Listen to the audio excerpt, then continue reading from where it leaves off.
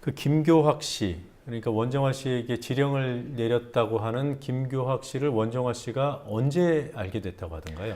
원정화 씨의 주장으로는 한 2004년께부터 네. 만나게 됐다라고 주장을 하고 있습니다. 네. 그 이유는 이제 원정화 씨의 주장입니다.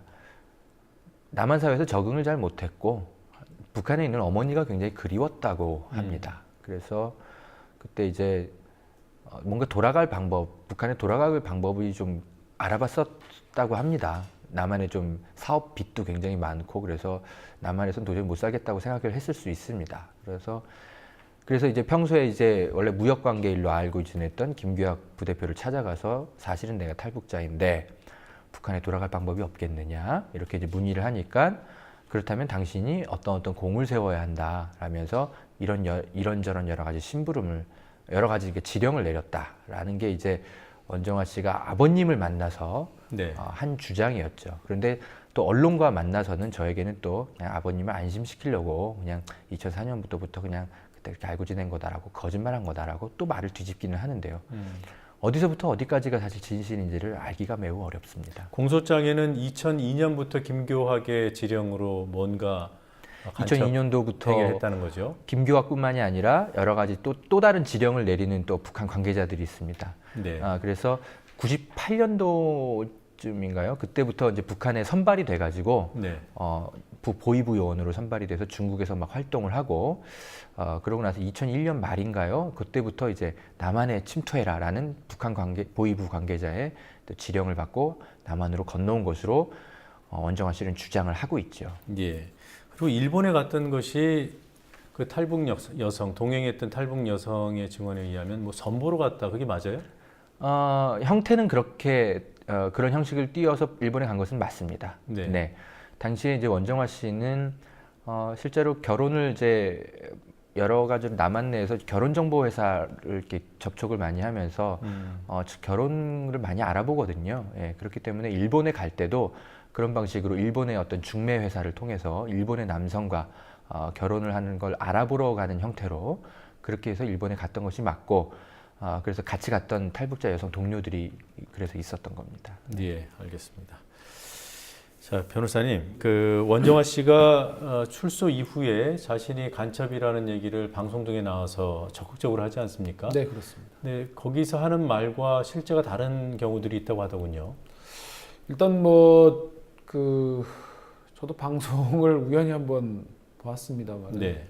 뭐 예를 들어서 뭐 자기가 무슨 거짓말 탐지기 조사를 받았다든지, 뭐 또 북한에 있을 때 도둑질 관련 뭐 그런 얘기들을 하는데, 일단 저희가 알기로 조사 과정에서 그 원정화 씨 거짓말 탐지기 조사를 한 적은 없는 것으로 저는 알고 있습니다. 네. 그것이 수사 기록으로 증거기로 또 안 나온지는 모르겠습니다만은 그 북한에서 행적들이나 이제 이런 것들과 관련해서는 사실 이제 앞서서 허지연 기자님께서 여러 가지 원정화 진술이 사실과 다르다는 부분들을 몇 가지 이제 말씀을 해주셨는데, 예. 제가 우리 이제 김동수 씨 말고 또 황모대위에 관련 사건에서 한번 제가 관련 진술들을 한번 싹 정리를 한번 해본 적이 있습니다. 네. 그래서 원정화 진술을 한번 정리를 그렇게 세 파트로 한번 제가 정리를 했었거든요. 일단 북한에서의 행적과 중국에서의 행적과 대한민국에 입국한 이후의 행적들로 좀 정리를 해봤었는데, 네. 몇 가지만 간추려서 좀 말씀을 드려보면 하도 많은데요. 일단 원정화 씨 진술이 보면은 그 원정화가 이제 그 자진 자수를 하거든요. 자수해서 대성공사라는 데서 조사를 받고 또 그 경기지방경찰청 보안수사대에서 또 조사를 받고요. 또 이제 국정원하고 합동조사였었죠. 네. 그리고 나서 검찰에서 조사를 받았고, 사실 원정화 씨 진술은 이렇게 총 세 군데로 이렇게 나눠져 있습니다. 근데 이 세 군데 진술들이 한 번씩 옮길 때마다 진술이 바뀝니다. 네. 그 바뀌는 것들을 보면 우선 출생 부분들을 정확하게 진술을 못 하고 있습니다. 어떤 때 보면 뭐 74년생이라고 했다가 또 아니라고 했다가 그렇게 하고, 또 부친 관련해서는 앞서서 허재현 기자님께서 말씀해 주신 것처럼 처음에는 부친을 치과 의사라고 했다가 나중에 또 난파 간첩으로 또 진술을 또 바꿉니다. 네. 이 또 난파 간첩의 또 진술이 또 나중에 강반석 유전자 학원의 문제로 또 연결돼서 북한에서 난파 간첩의 유전자들이 강반석 유전자 학원 거기처럼 뭐 특별한 또 대우를 받는다 이런 부분들 갖고 하니까 뭐 자기는 뭐 또 사촌이 대우를 받았기 때문에 자기는 거기 또 안 갔다 이렇게 또 진술을 또 이렇게 모호하게 하고, 앞서서 사로청 얘기를 해주셨는데 사로청에 자기가 중앙사로청에 뽑혀갔다 그래가지고 김동수 씨가 미성년자는 또 거길 가지 못한다고 하니까 또 진술을 한번 또 바꾸게 되고요. 네. 자기가 고등중학교 때 이중령의 붉은기 휘장을 받았다고 또 이렇게 진술을 했습니다. 이제 그런데 당시 그 원정화 사건이 문제가 되었을 때 신동아의 이은영 기자가 이 이중령의 붉은기 휘장은 개인에게는 주지 않는다라고 또 보도를 했어요. 그래서 제가 네. 그걸 가지고 또 법정에서 또 추궁을 했더니 꼭 내가 개인이 받았다고 또 얘기한 것은 아니다라고 또 이렇게 진술을 또 모호하게 했고요. 금성정치대 진학을 한 부분도 강력하게 주장을 했는데 거기서 무슨 오각별 뿌리기라든지 특별 군사훈련을 받았다라고 주장을 했는데 이미 이 부분은 SBS 그것이 알고 싶다에서도 이미 한 차례 그 탈북자들의 진술들이 나온 적이 있는데 원정화가 간첩이면 탈북자 모 씨의 얘기입니다. 자기는 특공대원이다 뭐 이렇게까지 네. 얘기를 한 적도 있고요.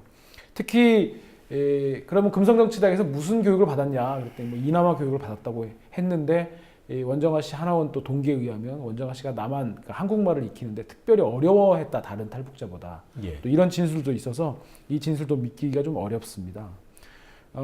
다음으로 그 원정화 씨 북한에서 이제 그 평양 낙원백화점에서 물건을 훔쳤다가 93년도에 징역 5년형을 선고받고 중간에 김정일 특사로 이제 풀려났다는 진술들이 있는데 네. 이 부분과 관련해서 원정화 씨는 처음에는 본인은 그 금성정치대학이 몸이 안 좋아가지고 그만두고 고향에 내려와서 그 인민보안성 고무산 분주소에 서기로 일을 했다 이렇게 진술을 했다가 네. 또 개천교도소에 중위로 옮겼다고 진술을 했습니다.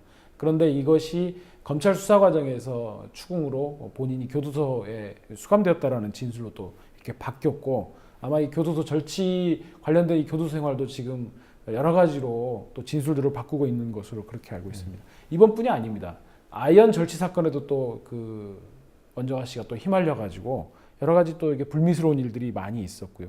이 탈북하는 과정에서도 처음에는 그 한경도 무산에서 중국 쪽으로 탈북을 했다가 조선족 그 김모 씨하고 동거를 해서 임신을 했다가 9개월째 다시 고향으로 돌아왔다가 저기 출산을 하기 위해서 또 사산을 했다 이렇게 하는데 거기서 다시 북한으로 나아가게 그러니까 탈북자로 그 보이부 간첩으로 포섭되게 된 동기와 관련해가지고 아이언 절취 사건에 휘말렸다가 도움을 받았던 보이부 박모 씨로부터 간첩 제의를 받아가지고 중국으로 임무를 갖고 나갔다 이래가지고 진술이 북한에서의 행적들이나 이런 진술들이 다 모순투성에다가 한 번씩 수사기관을 옮길 때마다 진술들이 정확하게 재현되지 않는 네. 진술이 매번 바뀌어가지고 어느 것 하나 믿기가 좀 어려운 그런 부분들이고요.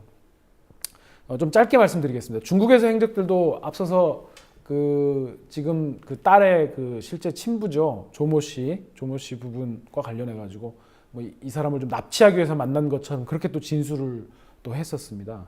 그리고 그 북한에서 탈북자를 체포해 가지고 북송시켰다는 임무를 수행했다고 했는데 처음에 진술할 때는 2만 명이나 되는 그 탈북자를 체포해 가지고 북송했다고 진술을 했다가 이걸 또 검찰에 와서는 60명으로 또 바꿉니다. 그래서 이제 100명으로 또 바꾸는 또 진술이 나오거든요. 그 과정에 어떤 얘기가 나오냐면 검사가 간곡하게 이번이 마지막이니 다 모든 죄를 자복하고 털어놔라 하니까 60명에서 또 100명으로 바꾼 그런 또 네. 진술들이 나오고 있습니다.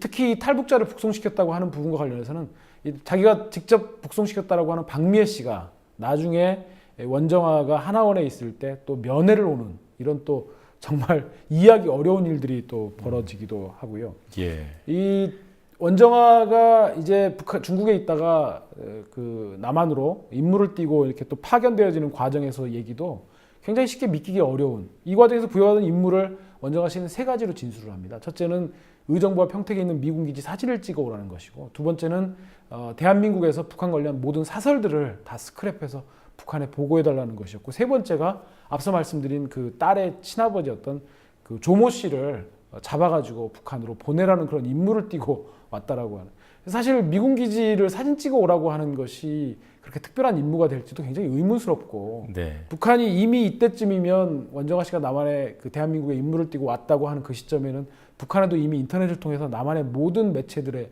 사설들을 다 실시간으로 들여다보고 있을 때인데 그 사설을 스크랩해서 북한에 보고하라는 것도 정말 그것이 간첩의 임무인지 정말 의심스러웠고요.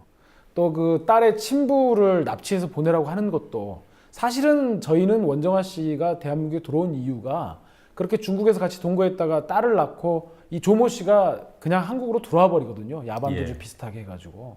사실 그러다 혼자 이렇게 애를 키우기도 어렵고 대한민국에 가서 새로운 생활을 하기 위해서 왔는데 그래가지고 이 조모 씨를 만나기 위해서 사실은 입국한 것으로 저희들은 보고 있습니다. 실제 그것을 뒷받침하는 정황 증거가 뭐였냐면 들어오자마자 실제로 한 일이 이 원정아 씨가 이 조모 씨를 수소문해서 백방으로 찾아다니는 일이었고요.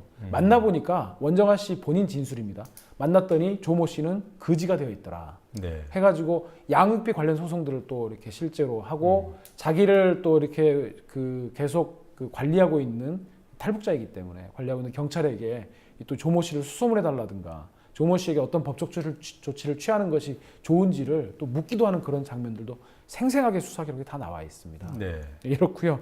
들어와서 원정아 씨가 수행했다라고 하는 여러 가지 역할들도 굉장히 어떻게 보면 참 웃음이 나올 정도로 와가지고 처음에 그 미군 기지 쪽으로 사진을 찍으러 갔다가 사진 그걸 카메라를 또 버렸다라고 진술을 하기도 하고 왜 자수했느냐라고 물어봤더니 그 조모 씨를 만났는데 조모 씨가 자신을 신고할 것 같아서 자기가 먼저 자수를 했다 이렇게 또 진술을 하는 간첩답지 않은 그런 행동들을 보이고요. 사실은 안보 관련 부분들도 본인의 경제적인 여건 때문에 한 것인데 그것을 무슨 임무인 것처럼 그 안보 관련 과정에서 황모데이를 또 만나기도 했고요.